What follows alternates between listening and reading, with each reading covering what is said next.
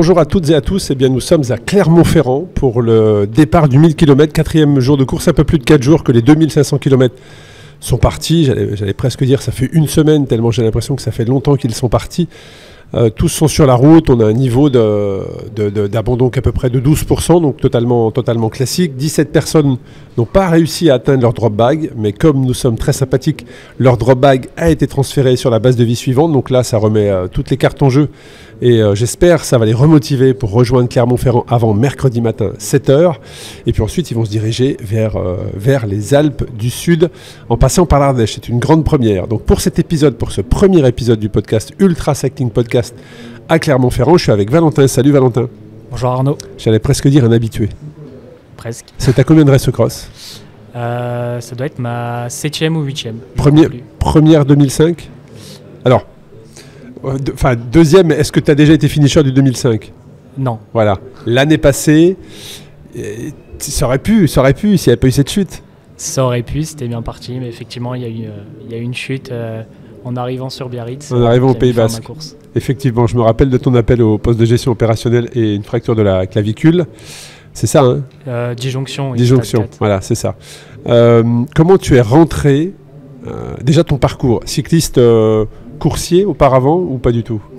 J'étais coursier, oui. J'ai commencé par le VTT, ensuite par la route, avec des courses sur Critérium et après des cyclosportives. Et puis une première course d'ultra-cyclisme, c'était à la Race Cross Belgium. Voilà, c'est ce que j'allais dire. Il me semble bien que c'était la Belgique. Voilà, ouais. Avec la particularité d'être en groupe de 4. Et la mayonnaise a pris et j'ai accroché. Et on t'a revu d'année en année, de distance, sur des distances de plus en plus importantes. Non, je suis allé tout de suite sur du 1000. Du 1000, après, ouais, j'ai enchaîné Race Cross Paris 1000. Ensuite, toujours sur des 1000, mais dans d'autres compétitions. Et puis une autre Race Cross Belgium, 1000 également l'année dernière. Quelle est la raison? J'allais dire, est-ce que tu as préparé différemment cette année-là que l'année passée, même si à l'abandon, c'est une chute, c'est pas un problème physique ou autre. Déjà, comment est-ce que tu as chuté l'année passée? C'est quoi? C'est de la fatigue? C'est un véhicule, un accident de circulation, un nid de poule totalement absurde parfois? Comment t'as chuté? Ouais, c'est un manque de chance et un gros manque d'inattention. C'est arrivé à 30 km de Biarritz, j'étais impatient d'arriver. Et je regardais un peu trop mon GPS et malheureusement il y avait un rétrécissement qui était non signalé, mal placé. T'as pris la bordure? T'as pris la bordure et t'as glissé? C'est ça, j'ai glissé, je me suis couché sur le côté. Bon, écoute, on espère une toute autre histoire aujourd'hui. Parle-nous également de comment tu t'es préparé, qu'est-ce que tu as mis en place aujourd'hui pour avoir les meilleures chances d'aller au bout de ce 1000 km. Déjà, qu'est-ce que tu fais que tu es redescendu d'un étage pour... Est-ce que tu envisages un jour de revenir sur 2005? Et qu'est-ce qui fait qu'aujourd'hui tu es sur le 1000 et non pas sur le 2005? Alors l'objectif de revenir sur un 1000, c'est de se rassurer par rapport à cette chute. Non pas d'un point de vue physique, mais surtout d'un point de vue mental. J'ai d'abord fait cette année la Race Cross Belgium qui s'est plutôt bien passé globalement. Et là, du coup, l'idée c'était de gaper encore en faisant le 1000 de la France cette année. Et pourquoi pas le 2500 l'année prochaine ou l'année suivante. Ouais. Bon, ça, en tout cas, c'est en tête. Et puis sur Paris, alors c'est pas la première fois que c'est arrivé, mais je pense que ça peut être intéressant pour l'expérience des participants. Peut-être que d'autres ont eu cet incident, ce petit pépin physique qui t'a emmené vers l'abandon en Belgique. Explique-nous ce phénomène que tu avais déjà eu, qui s'est reproduit et qui fait que tu peux pas continuer en fait. Tout à fait. Alors j'ai pas souvent de pépins physiques, mais là j'en ai eu un qui m'était déjà arrivé une fois. Où en fait, après une nuit de vélo, à la levée du jour, j'ai ma vue qui se brouille et je suis ébloui par le soleil. Donc, c'est quoi? C'est comme un voile blanc que tu as devant les yeux? C'est quoi? C'est pas vraiment un voile blanc, mais je vois comme s'il y avait du brouillard. Et donc j'arrive plus à lire mon GPS, j'arrive plus à lire les panneaux, et c'est surtout que je supporte pas le soleil. Ouais. Et c'est vraiment la luminosité. Ouais. La luminosité, tout à fait. Et ça se manifeste au lever du jour. À chaque fois que tu as eu, c'est la deuxième fois, je crois. Hein. C'est la deuxième fois. Ouais. C'est au lever du jour. Au lever du jour. Ouais. Après une nuit de vélo, généralement complète. Ouais. Alors ça veut dire que là, au départ, tu vas te lancer pour probablement 2 levées de soleil. Ouais. Qu'est-ce que tu as mis en place? Alors ce phénomène-là, il vient peut-être d'un... Je suis assez fragile des yeux et tu as consulté? Tu as consulté du coup? Tu as essayé d'avoir des réponses? J'ai consulté pour trouver des réponses parce que c'est assez ennuyant, surtout quand on fait de l'ultra. Ouais. Quand on se sent bien. Et là, en l'occurrence, sur la Belgique, j'ai arrêté à 50 km de l'arrivée, donc tout proche de l'arrivée. Et donc il y a un phénomène, ça peut être un dessèchement des yeux.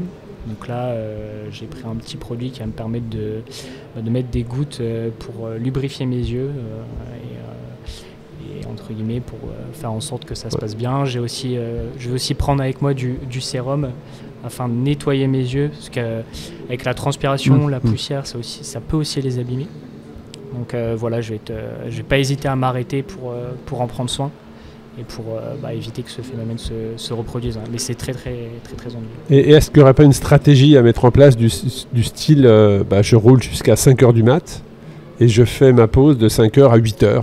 Je donne un exemple, hein, mais de manière à éviter le lever du soleil, parce que si c'est au lever du soleil où ça se manifeste, est-ce qu'il y aura un lien ou pas? Peut-être pas, hein, je dis ça. Je pense, là ce que je vais essayer de faire en tout cas, c'est de couper ma nuit en deux. Donc là, par exemple, j'ai prévu d'arriver à Digne-les-Bains vers 1h ou 2h du matin. Donc ça va me permettre de me reposer et de rouler la nuit, mais ne serait-ce que 2 heures.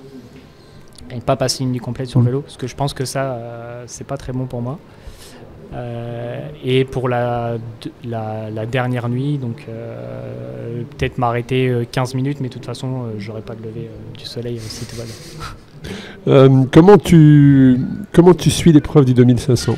Est-ce que tu regardes un petit peu Alors cette année, j'ai beaucoup suivi l'épreuve de 2500. Beaucoup de comptes Instagram d'athlètes, les lives Race Across. La course, elle est vraiment passionnante. Le top 15, la densité d'athlètes et de performeurs qu'on a cette année est assez exceptionnelle.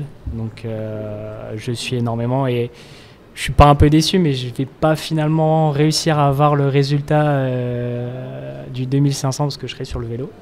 Donc je verrai pas qui va gagner et quel va être ne serait-ce que le top 10. Donc tant pis, mais oui, j'ai beaucoup suivi cette année. Mais tu vas croiser des participants qui sont sur le 2005. Ouais. Alors au moment où on parle, c'est vrai que je suis incapable de te dire qui pourrait gagner, parce que les écarts sont de 50 minutes au moment où on parle seulement, alors qu'il reste à peu près 250 bornes, dont le col de la Bonnette. Mais oui, c'est passionnant, parce qu'après 2250 bornes, qui est seulement 50 minutes qui te séparent, je pense que Jonas a pris un très très gros risque au début, parce que c'est quand même c'est pas un grimpeur, il n'a pas le physique d'un grimpeur, donc il a voulu partir très fort comme il avait fait l'année passée, donc il a changé complètement son matériel, il a optimisé ses temps de pause, il faisait livrer ses repas, il les commandait, il les faisait livrer sur les bases de vie où il arrivait, ou dans les hôtels, restaurants dans lesquels il s'arrêtait également, donc il a tout optimisé.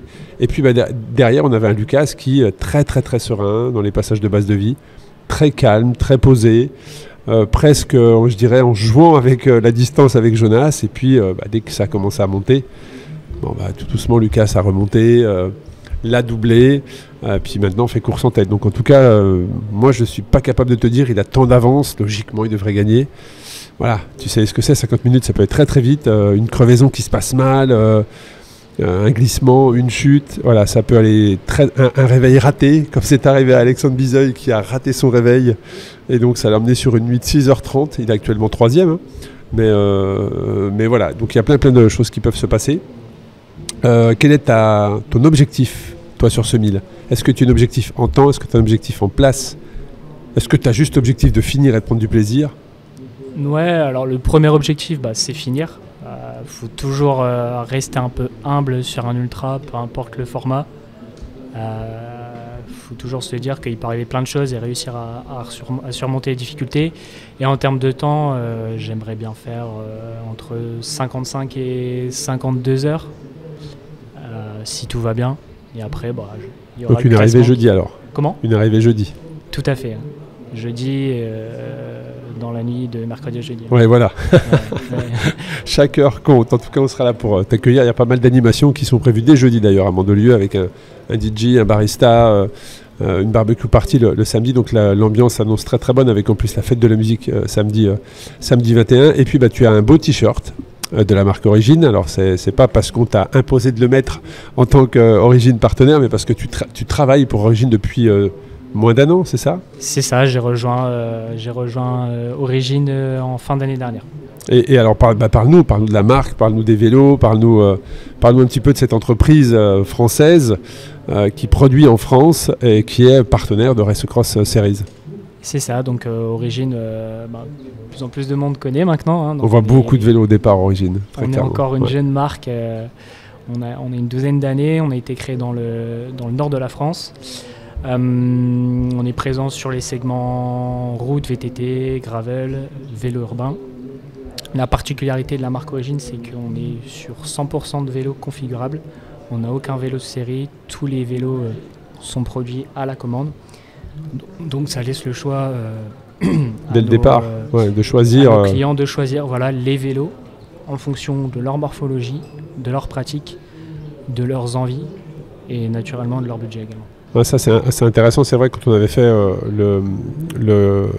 pas le congrès mais l'expo à Courtrai, ouais, en Belgique, on avait vu effectivement tous ces beaux vélos. C'était le lancement également de l'équipe professionnelle VTT.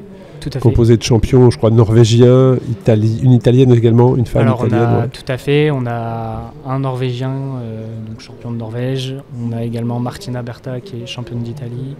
On a Matti Sazzaro qui est en train de vraiment énormément monter sur le circuit mondial en VTT, avec déjà des très beaux podiums cette année. Donc on a une belle petite équipe de 4 pilotes dont on est très fiers, et surtout 2 team managers, dont Maxime Barotte, qui permettent d'orchestrer magnifiquement ça. Équipe. Alors parle-nous de ton setup, ton vélo. Ouais. Comment tu l'as équipé? Déjà, quel vélo dans la gamme tu as choisi et comment tu l'as monté? Alors moi j'ai le Laxom, donc c'est le modèle route polyvalent de la marque Origine, avec la fibre de carbone GTR, donc c'est une fibre de carbone tournée vers la compétition. J'ai des roues Primal, donc qui est la marque de roues Origine, en 35, avec des pneus de 30 pour avoir pas mal de confort, avec des prolongateurs. Shimano Ultegra DI2. Sacoche, comment tu as mis tes sacoches? Comment tu as organisé tes sacoches? Alors j'ai la particularité de ne pas avoir de sacoche arrière. J'ai une toute petite sacoche arrière, mais qui est uniquement pour mes outils.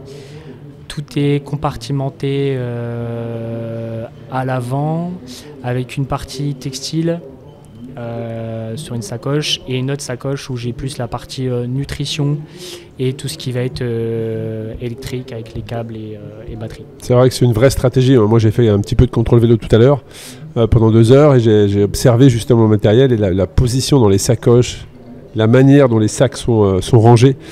Tout ça est très très intéressant, et on voit également depuis quelques années le monde du trail arriver, des participants du trail, des trailers ou des traileuses qui viennent sur l'ultra cycling et qui donc apportent quelques astuces du trail, notamment les sacs à dos.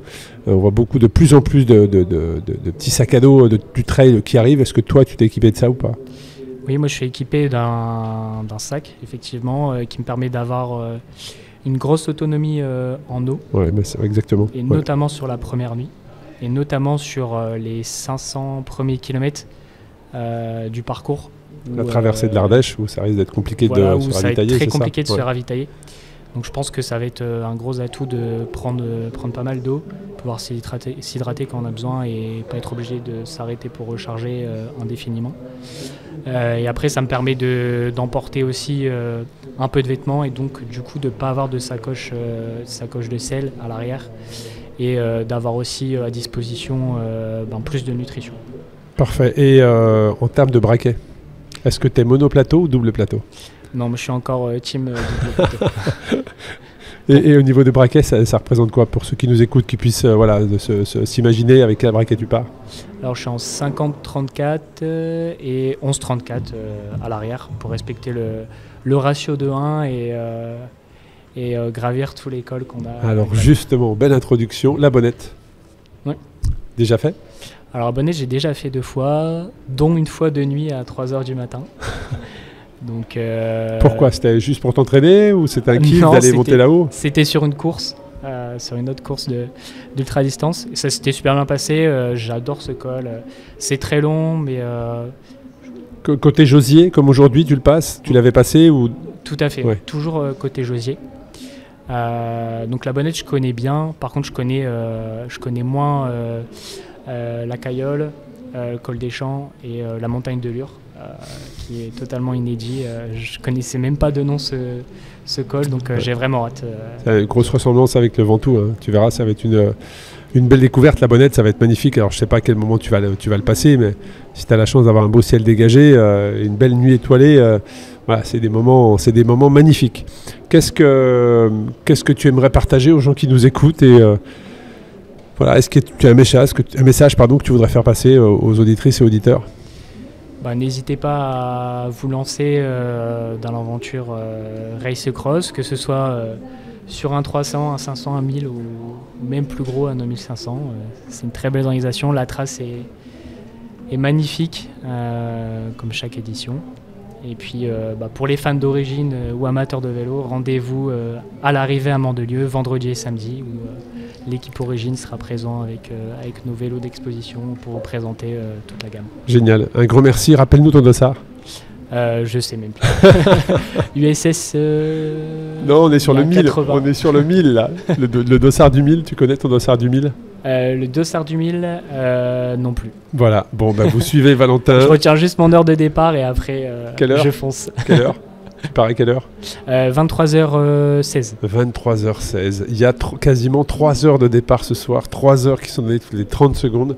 Je peux vous dire que on va prendre beaucoup de sucre et des vitamines avant de se lancer au niveau de l'équipe sur le départ, parce que c'est vrai que toutes les 30 secondes, c'est un rythme qui est très très intense, et je vous invite à suivre le live, à suivre Valentin sur le site racecrossseries.com, et puis comme ça vous aurez toute l'évolution de la course. Vous pourrez savoir qui a gagné, contrairement à Valentin qui sera sur le vélo, mais qui a gagné le 2500 km, la bataille entre Jonas et Lucas, qui est dans le top 15.